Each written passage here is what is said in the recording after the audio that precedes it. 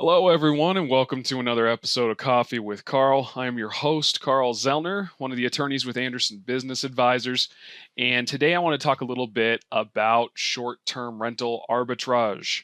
Uh, Lots of questions revolving around this. Some of it is just due to the fact that a word arbitrage is not used very often in general parlance. So let's talk about what arbitrage is. So, in this regard, if we're talking about short term rentals, arbitrage is basically using somebody else's asset to make some money. So how this works in the short-term rental world is you would go to a person with a rental property, say in a prime or premium Airbnb location. You would rent from that person with the understanding you're going to be doing Airbnb or VRBO, and there would be some provisions in your lease agreement that allow you to rent as an Airbnb rental or a short-term rental. So arbitrage is generally using a long-term lease and then you sublease and make money through Airbnb. So you make money in the spread between what you're paying the property owner in the long-term lease agreement and you're collecting money, hopefully over the lease agreement, for the Airbnb rental portion.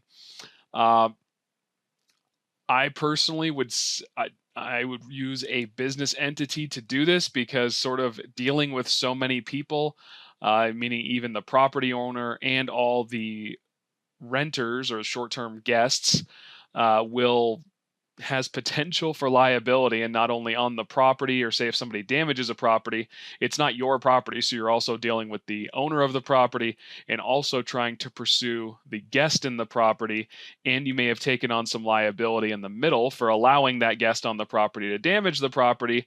So even though it was another guest that damaged the property, you would in most cases be on the hook as the person in the middle with the contract with the property owner. So you want to be really careful about this. However, people do use this in this area, especially those folks who don't have properties in to be able to Airbnb on the front end. So it's something to consider along the way.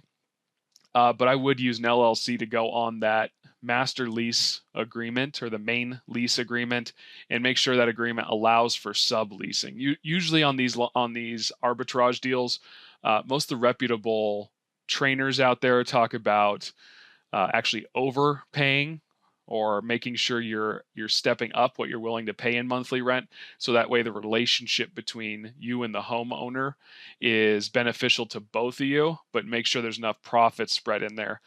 The other thing that sort of popped out in the short-term rental side recently is that when you start looking at property management for these short-term rentals, usually it eats up a ton of your profit at this point. So there are lots of property managers out there who are doing short-term management. If you have one that's still charging management fees like a long-term rental, then God bless you.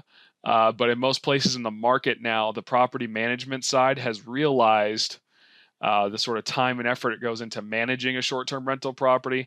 So it's not uncommon to see property management contracts for short-term rentals up into the 40 to 50% range of gross rents. So you got to be careful about that, especially when you're running your numbers if you don't intend to manage these properties yourself.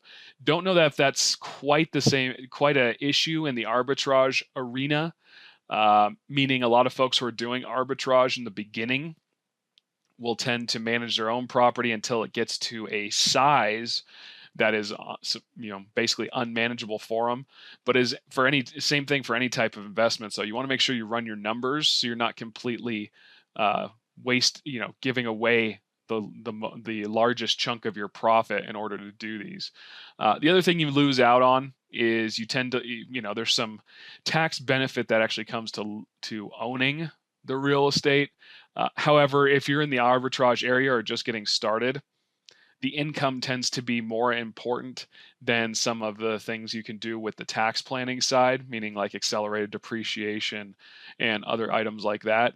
So in this scenario, I would say if you're just out there trying to get out and start making some money, go ahead. But please take the advice of make sure you're running your numbers, because it's easy to end up upside down on these deals, especially if you're going to pay somebody else to do the management on the properties. So that is our time for today's Coffee with Carl. It's been a pleasure chatting with y'all as always. Please continue to take advantage of all of our free content out there. Clint, Toby, Michael all put out a ton of stuff, especially during as we move more digital with our content. So take a look out there. There's lots of cool stuff. And so until next time, thanks for joining me, and I will catch you on the next episode. Bye.